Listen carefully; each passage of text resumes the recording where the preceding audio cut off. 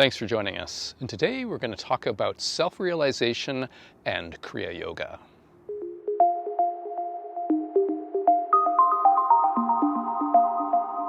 So many spiritual seekers are looking for self-realization. And the term self-realization was popularized by Yogananda beginning the earlier part of the 20th century.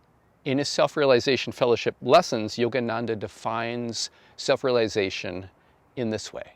Self-realization is the knowing in body, mind, and soul that we are one with the omnipresence of God, that we do not have to pray that it come to us, that we are not merely near it at all times, but that God's omnipresence is our omnipresence, that we are just as much a part of Him now as we ever will be. All we have to do is improve our knowing. And this definition of self-realization has non-dual undertones that are common to such yogic philosophies as Advaita Vedanta, which posits that separation of the self from the divine is an illusion. Yogananda states in chapter 4, verse 4 of his commentary on the Bhagavad Gita, "The soul descends from cosmic consciousness to the plane of light and down into the region of flesh. The pure soul, the atman, is called the jiva when it is identified with its mortal coverings, body, mind, senses, and other principles of nature. Even so, the true essence of the soul remains untainted spirit, the divinity in every being.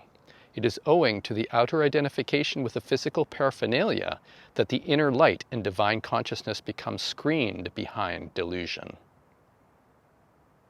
An atman is a Sanskrit word which means essence or breath, and it refers to the pure consciousness that is different from the embodied being, the jiva. In the Upanishads, the atman is the imperishable divine within, which is neither born nor dies. In the Bhagavad Gita, the atman is described as the imperishable that goes through multiple experiences of embodied existence, changing bodies like one changes clothes. And some modern-day spiritual teachers have claimed that self-realization is the result of uniting with one's higher self or higher soul. The idea of a higher self in Western spirituality has roots in the theosophy of the 19th century, in particular H.P. Blavatsky, author of The Secret Doctrine and noted charlatan and plagiarist. Atma is the inseparable ray of the universe and oneself. It is the God above, more than within us. And the idea of the higher self was also developed by writers in the early 20th century, like Aleister Crowley, that sought in terms of a guardian angel, a silent witness self.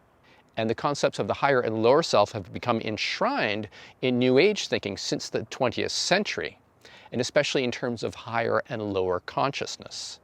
It may be that the idea of a higher self is a misinterpretation of the Sanskrit term param atman, which means supreme self. But param atman is the primordial self, the supreme self, the absolute, and it is one and the same as the absolute supreme God. Param atman in Hinduism is not an intermediary between oneself and God.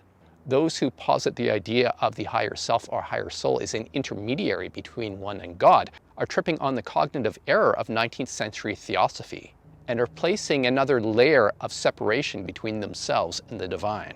But how does one know that self-realization has happened? How does one recognize it? Yogananda writes, "Meditation clears the cosmic mist as the descended consciousness of the soul starts ascending to its lost higher planes of existence. The upward climbing yogi experiences the inner light first, then cosmic perception. When he is looking inward towards spirit, he sees that the spiritual nomenon evolves from the astral phenomena.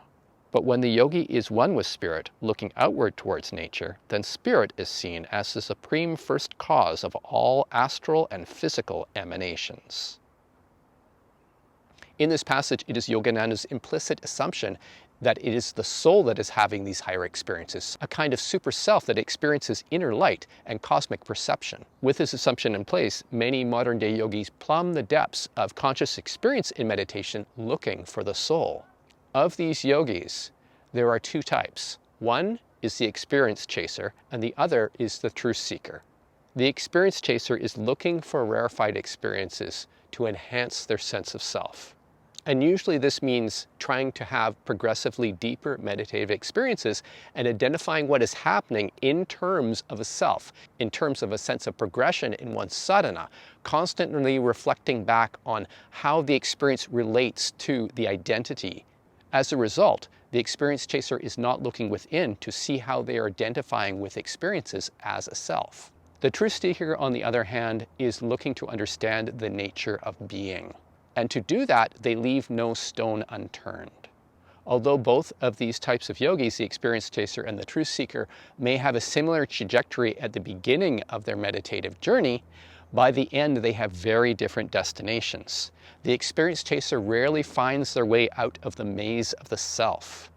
And the truth seeker, although experiencing an arduous journey at times, if they are relentless in their search, they will find the truth. Experiences in meditation are always changing and are of virtually no significance except to the ego, the sense of the separate self. And this is the problem with the experience chaser. They're looking to how those experiences relate to them.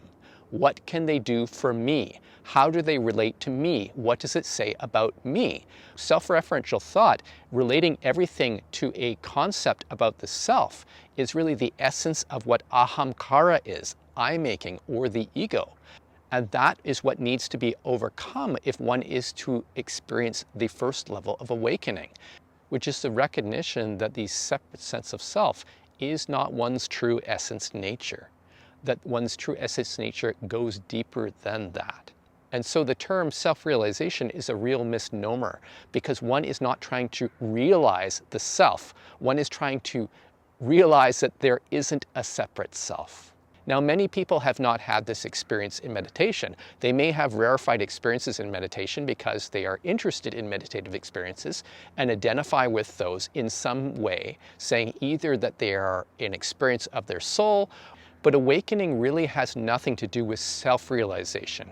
It really has to do with waking up from the dream of the separate self. And this can happen in a variety of different ways. Through progressively deeper meditation, one may realize how one is constructing and identifying with all the different phenomena that arise in meditation. When one realizes that one is doing it and stops it, then the meditator may have an experience where the self stops and all phenomena stop as one comes into contact with the absolute. And when that happens, there's a cessation of the separate self, a realization that the separate self was never there to begin with. It was just a process of identification. And as one returns from that experience, the idea of a separate self has been shattered forever. One cannot truly ever believe in it again. They have seen the other side of it. They have seen the death of the ego. And they realize that this ego, this self-concept, is just a relative perception that has nothing to do with one's essence nature. This awakening experience is not limited to meditation. It can also occur in other ways. There can be a spontaneous recognition of one's true essence nature, the pure unadulterated consciousness which is the ground of all experience, in which experience rests. And this may be accessed through such methods as Jnana Yoga or the recognition school of non-dual Tantra. So if your goal is self-realization, I really suggest that you examine what exactly you mean by that, because that term is rife with unexamined assumptions that can lead you in the direction that you don't actually want to go in. As it is said, a small misalignment in the rudder of a ship will not throw you too much off course over a short distance, but across an ocean you can end up on a different continent. So if you have any questions about this video, feel free to send me an email at info@modernkriya.com. Also check our website at modernkriya.com and our YouTube channel. So thanks for joining us, and we will see you next time.